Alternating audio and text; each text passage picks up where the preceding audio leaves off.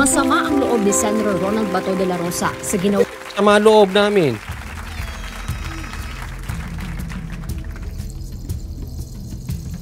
Sana naimbestigahan ng maayos yung kay diyan kay Tebes, diyan sa Bucor, ay nako. Ang paghahain ng resolusyon ni Senate Deputy Minority Leader Risa Hontiveros na humihimok sa Executive Department na makipagtulungan at asistehan ang International Criminal Court o ICC sa investigasyon sa war on drugs ng Duterte administration. Naging hepe ng pambansang pulisya sa Senator de la Rosa na nanguna sa Oplan Tukhang ni dating Pangulong Rodrigo Duterte at una na ring tinawag ang kanyang sarili na number 2 accused sa investigasyon ng ICC. Yung timing ba naman? Kung kailan merong gusot between the Dutertes and the Speaker of the House, saka pa naglabasan yung mga resolusyon na yan. Ako, agree ako dyan kay Bato, ha? Questionable talaga timing. Tapos sasabihin ninyo, walang personalan. Sino maniniwala sa inyo? Bukod doon sa mga kaalyado ninyo, bukod doon sa mga nabibigyan ng proyekto, bukod doon sa mga panatiko. Walang maniniwala kasi yung timing eh. Sinabi ni PRRD, yan na nga, audit. Tapos, meron ng hindi pagkakasunduan si Speaker at si Sara. Tapos, papapasukin ng ICC. Grabe naman yung timing. Ang tagal-tagal na nito. Ha? Ang tagal-tagal na ngayon, ibinalik nyo bigla-bigla. Tapos, isa pang timing, SMNA naman, sinisilip. Oh, tingnan nyo lahat ng nangyayari. Against kanino? Tapos sasabihin, nagkataon lang. Hindi. Talagang hinahabol ang Duterte. ICC, sinong babanatan? Duterte. Oh, yung sa SMNI, sinusuportahan? Duterte. Oh, itong confidential funds. Sino kinwestiyon? Ang dami merong confidential funds. Pati nga presidente may confidential funds. Sino lang ang kinwestiyon? Duterte. Huwag naman tayong maglokohan. Questionable talaga timing nyo. Hindi pwedeng nagkataon. Lahat ng nangyayari ngayon is against Duterte. Meron bang against sa iba? O puro Duterte lang? Grabe kayo, ha? Kung talaga sincero sila sa kanilang gusto, no? Na papasukin ang ICC. Why did it take 1.5 years bago nila ma-realize na, uy, kailangan pala talaga nating papasukin ang ICC. Ngunit nanindigan sa Senator Hontiveros na walang kinalaman sa politika ang paghahain niya ng resolusyon. Pwede nga. Punto ng senadora ang pagkalas ng Pilipinas sa ICC. Correct, sabi ni Jocelyn, para tayong martial law. Kaya nga eh. Grabe, hindi, tanungin ko kayo. Ibinabalik nyo ba martial law? Pinatatahimik nyo lahat? Basta oposisyon, tumahimik kayo? Anong gusto nyo mangyari sa amin? Yes sir, yes ma'am? Basta yes sir lang kami? Sunod lang kami ng sunod? Walang oposisyon? Abay, magkomunista na tayong lahat kung ganyan lang din. Ano pa naging democratic country tayo? Magiging komunista lang pala tayo? Diktador kayo ICC ay hindi nangangahulugang wala ng obligasyon ng bansa na magkapagtulungan sa International Tribunal. Hindi timing sa House, hindi timing sa away ng kung sino-sino, pero 7 taon nang humihingi ng hustisya ang mga pamilya ng iba. Kaya nga, 7 taon na. Ba't ngayon lahat nagkasabay-sabay? Galing na sa'yo. Hontiveros naman. Yung totoo. Ikaw ba, concerned ka talaga sa biktima? O ayaw nyo sa Duterte? Hindi, ako nagtatanong lang Real talk. Anong tingin nyo sa mga politikong humahabol sa Duterte ngayon? Concerned sila sa biktima? O galit lang sa Duterte? Para kayong jowang di makamove on eh. Lahat ng gawin ni Duterte mali eh. Move on na po. Nang matanong kung kakausapin niya ang kapwa-senador kaugnay ng resolusyon, sagot ni Senator de la Rosa, No. Tigas ng noni. Ano? No! Kung kakausapin daw ni De La Rosa, no! Sana ganyan ka, no? Nag-iimbestiga dun sa mga patayan dun sa Bucor. No! Yan mo siya, no. Sabi ni Venus Diaz, yung mga pamilyang pinatay ng mga NPI, paano na lang yun sila? Kaya nga eh. Paano na lang yung mga pinatay ng mga drug addict? Paano yung mga nasirang pamilya dahil sa mga drug lords? Kayo na sumagot. Kung ito mga humahabol sa mga Duterte ay concerned talaga sa mga biktima o dahil tinamaan lang sila ng mga Duterte. Hindi ako plastic na tao. Yung smell ka, parang ngiting kabayo. Yung pala, sasaksakin mo pala sa likod yung niningitian mo. Hindi ako ganun klaseng tao. Prangka ako. Sa plenary session kanina, makikitang lumapit si Senator Hontiveros Lumapit Tingnan natin ha? Parang hindi pinansin ni Bato Yan ba yung sinasabi niya na dead ma? kay Senator De La Rosa. Pangatango-tango lang Tinan niyo mabuti. Rewind na. Prangka ako. Yan, Sa lumapit. plenary session kanina, makikitang lumapit si Senator Hontiveros kay Senator De La Rosa. Parang ayaw tingnan Layuan mo ako dyan, plastic. Hindi niya sinabing ganun Parang ganun ang gusto niyang sabihin Layuan mo ako, plastic. At bahagyang nagkausap ang dalawa. Ngunit kung ang presidential sister na si Senator Grabe, no? Parang... Grabe ka, bitter nyo sa mga Duterte. Hindi, alam mo, hindi masisisi, ha? Parang si Bantag, Nilinis ni Bantag ang mga droga sa Bucor, imbis na palakpakan. Ganyan talaga pag gumawa ka ng mabuti. Kasi pag, alam mo, bakit pag gumawa ka ng mabuti, bakit ka pag-iinitan? Kasi makikita yung katarantaduhan nila. Yung difference, makikita ang layo Halimbawa lang to maraming politiko halimbawa nangungurakot. Tapos may mga 10 hindi mangungurakot. Dahil dun sa 10 na yon, mahahalata yung mga kurakot. Halata yan, lifestyle pa lang, alam na alam mo na yan. Ibang-iba na yan. Di ba?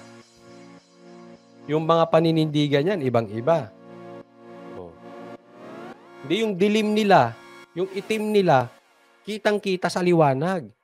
Kaya ang dilim, hindi po talaga yan makukontento sa liwanag. Ma-e-expose Pag dumikit ang dilim sa liwanag, expose ang kurakot. Expose ang katiwalian.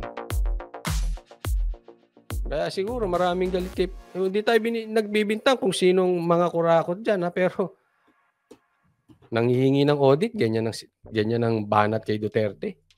Ni Marcos ang tatanungin, naghahanap lang daw ng gulo ang mga humihimok sa gobyerno na makipagtulungan sa ICC. Talagang basag ulo to. Yan ang maganda. Basag ulo na sa Senado. Ano kaya kung magsuntukan sila ni Hontiveros?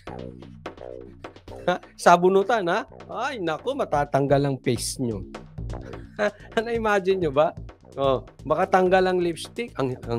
Si Hontiveros pa naman, ang kanyang pa-epek, yung mahinahon. Mahinahon na para sa mga Pilipino. Ito po ay hindi personal. Ito po ay hindi wala sa timing. 7 taon na naghahanap ng hustisya ang mga namatayan. Gano'n ang pa-effect nun. Ito naman ang pa-effect nito. Kontra sa kapatid, palaban. Ano kayang kalalabasan pag nasa bunutan tong dalawa? So they're really looking for trouble. But President Duterte has said repeatedly, bring it on. Ayan, come on. Sige, dalahin ninyo ICC. Eto, hindi ko maalala kung kanino ko to narinig. Pero may punto siya rito.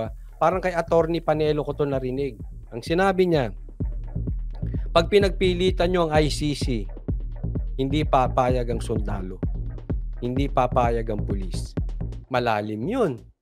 Yung salita ng abogado, dating abogado or malapit kay PRRD magsalita ng ganun. Ibig sabihin, hindi po siya nananawagan ng revolusyon.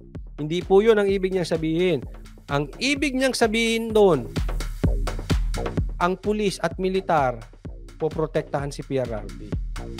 Kaya kung ipagpipilitan yung pumasok ang ICC, hindi papayag ang pulis at militar.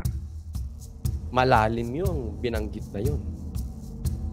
Para sa akin, ang totoo, desisyon ito ng ehekutibo. Ibig sabihin ang ating ko, si Presidente, na paulit-ulit nang sinabi na hindi papapasukin ang ICC. Ayon po ako doon. Yan. Kaya, maniniwala kami sa iyo, Aimee, sabihan mo yung kapatid mo. Kasi sinabi niya eh. Maliwanag sinabi niya. Lahat ng ito, desisyon ng kapatid niya. So, pag nakapasok ang ICC, may kamay si Marcos. Pag hindi nakapasok ang ICC, may kamay din si Marcos.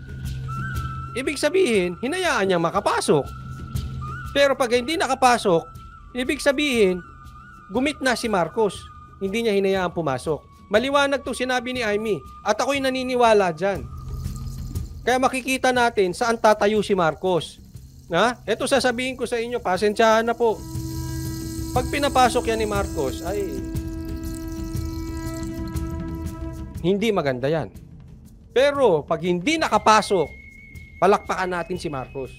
Ibig sabihin, tumindig siya para kay PRRD at kay Sara. Abangan natin ngayon. Saan tatayo? Kasi wala na eh. Ginigipit na talaga ang Duterte. Let's see. Tingnan natin saan tatayo si Marcos. Yung ading mo. Wala pong naghahanap ng trouble. Ang pinakamalaking Tita na yung pa-effect nito. Wala pong naghahanap ng trouble. Trouble sa lahat ay yung trouble na ibinagsak. Parang sa telenovela, no? Alam niyo, sino yung nakaabot dito, mga kaedad ko, yung Helen Bella? Narinig niyo yun. Napanood niyo yun, yung Helen Bella, di ba? Yung anong programa yun? Parang ganun eh. Parang nagbabasa ng ano. Sa ulo at buhay ng mga balo at ulila ng extrajudicial killings ng war on drugs. Handa raw sa Senator Marcos. Madam, hindi ikaw si Ontiveros. Paano naman kung yung mga napatay ng mga adik? Paano nga daw yung mga napatay ng NPA? Sa dinggin ng resolusyon, sakaling mapunta ito sa kanyang pinamumuno ang Senate Committee on Foreign Relations. Umaasa naman si Senator Ontiveros. Maalala mo kaya Charo Santos? Ay, bago na yan. Helen Bella, ayun, Labing Liors.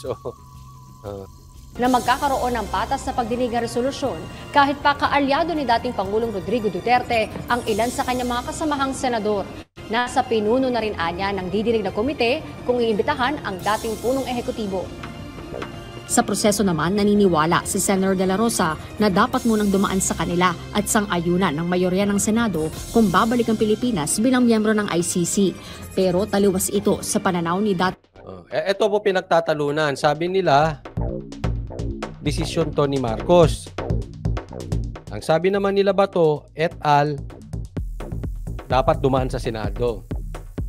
Ang sabi naman nito nila Franklin Drilon, Senate President Franklin Drilon na naniniwalang hindi na kailangan ng pagsang-ayon ng Senado kung magdedesisyon si Pangulong Ferdinand Marcos Jr. na Liwanag. So yung iba, katulad ni Drilon at 10 ng mga mga dilaw, alam naman natin yung mga galit kay Duterte, yung mga bitter kay Duterte, ayaw nang dumaan sa Senado kasi nga baka pagdating sa Senado masoplak na sila eh. Ang sa kanila kay Marcos na. Yung mga katulad naman ni Bato, dapat dumaan yan sa Senado. Malamang kumpiyansa sila Bato na pag dumaan sa Senado, yung desisyon patungkol sa ICC masosoplak. Yan ang usapin ngayon. But dumaan man yan sa Senado or hindi dumaan sa Senado, may say po dyan ng Pangulo. Kasi pwede niya namang pahintuin agad yan eh. So abangan natin. Tingnan natin kung sosoplakin ba natin si Marcos o papalakpakan natin.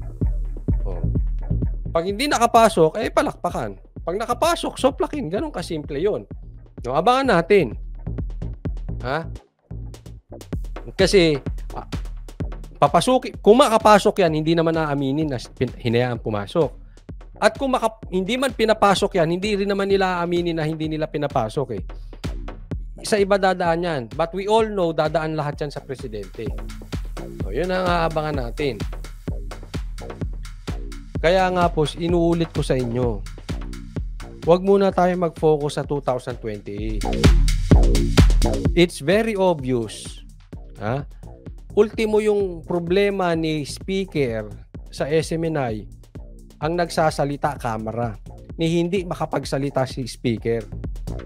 Pinuri natin yan one time, di ba? Sabi ko, maganda, nagsasalita na si Speaker. Ako naman patas ako eh. Hindi naman ako parang dilawan o parang makakaliwa. Parang makabayang black na bira lang ng bira. Maalala nyo, pinuri ko yan. Mabuti, nagsasalita na si Speaker. Eh ngayon, di na naman nagsasalita. Oh. So obviously, hawak niya ang kamera. Kaya kailangan natin ng numero, mga oposisyon. Dapat ang Senado maging oposisyon. Kaya it is very, very important itong 2025 election. Balik ang Pilipinas bilang ICC member. Si Senate President Juan Miguel Migzubiri naman ayaw na munang magkomento. Anya, wala sa mga senador kundi na kay Pangulong Marcos Jr. ang desisyon kung babalik ang bansa o hindi. Sigurista ka lang din. Ayaw mo magkomento kasi doon ka sa sigurado. O, pagka pinayagan ni Marcos, sasabihin mo, pabor ka sa kasi kaibigan mo si Speaker. Pag hindi pinayagan, sasabihin mo naman, ako'y talagang ayaw kong payagan yan. Kasi sisip-sip ka naman kay Marcos. So, sigurista ka lang. Hindi ka talaga magsasalita.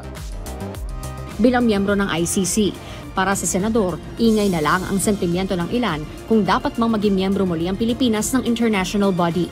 Hihintayin na lamang anya ng Senate leader ang desisyon ng punong ehekutibo sa ICC issue.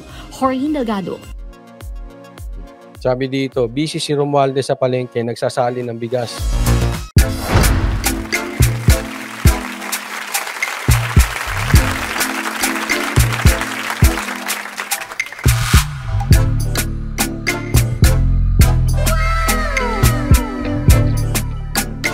The next performance will start momentarily.